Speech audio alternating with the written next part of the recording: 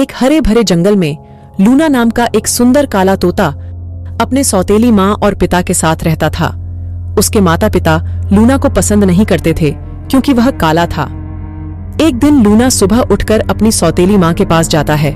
उसकी माँ बोली, लूना, तुम सुबह सुबह मेरे पास मत आया करो, एकदम भूत लगते हो। कमबख्त पूरा दिन मेरा खराब हो जाता है।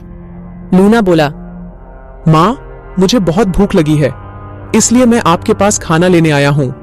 उसकी माँ बोली, आने को तेरी नजर ना लगे, जब हम सब खाना खा लेंगे तब तुझे बुलाएंगे। तुम हमेशा मुझ पर गुस्सा करती हो और भैया को देखो कितना प्यार करती हो।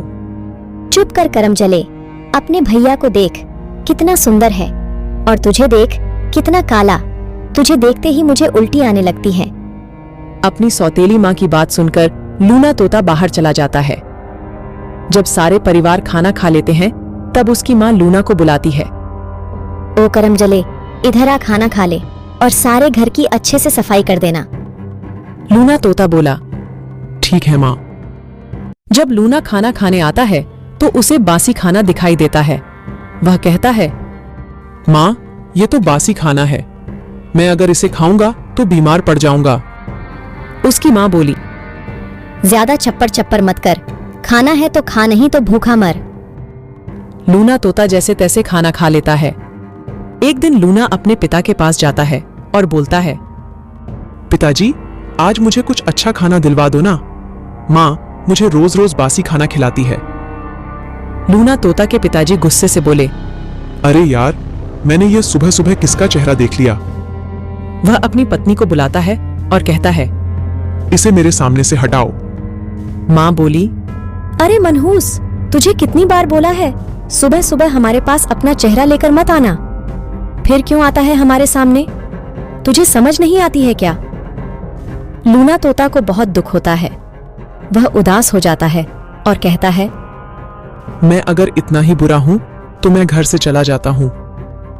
उसकी माँ बोली, हाँ हाँ, चला जा, तेरे जाने से किसी को फर्क नहीं पड़ेगा। तोता बोला, माँ, मैं भी तुम्हारा ही बेटा हूँ, तुम मेरे साथ ऐसा कैसे कर सकती हो? ऐसा कहकर वह सच में घर से चला जाता है। लूना तोता उड़ते उड़ते पास के एक जंगल में चला जाता है और एक पेड़ की डाल पर बैठकर खुद से बातें करता है। वह कहता है, अच्छा तोता, मैं मर ही जाता। मेरे माता पिता मुझसे बिल्कुल प्यार नहीं करते, मेरा जी कर भी क्या फायदा। कुछ दिन बाद लूना तोता का भाई घूमते घूमते उसी जंगल में आ जाता है जहां लूना तोता रह रहा था और एक शिकारी की जाल में फंस जाता है।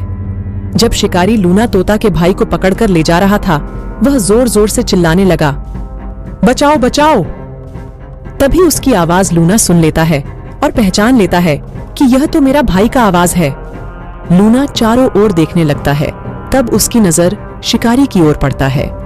वह देखता है कि उसके भाई को शिकारी पिंजरे में पकड़ कर ले जा रहा है। वह बिना कुछ सोचे समझे शिकारी का पीछा करता है।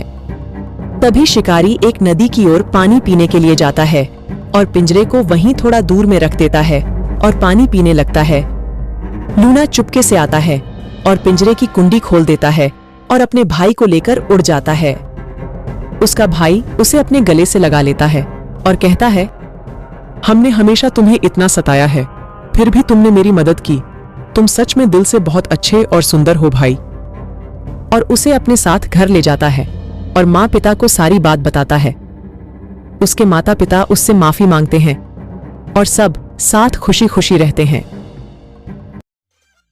कहानी पसंद आए तो वीडियो को लाइक और चैनल को सब्सक्राइब कीजिए।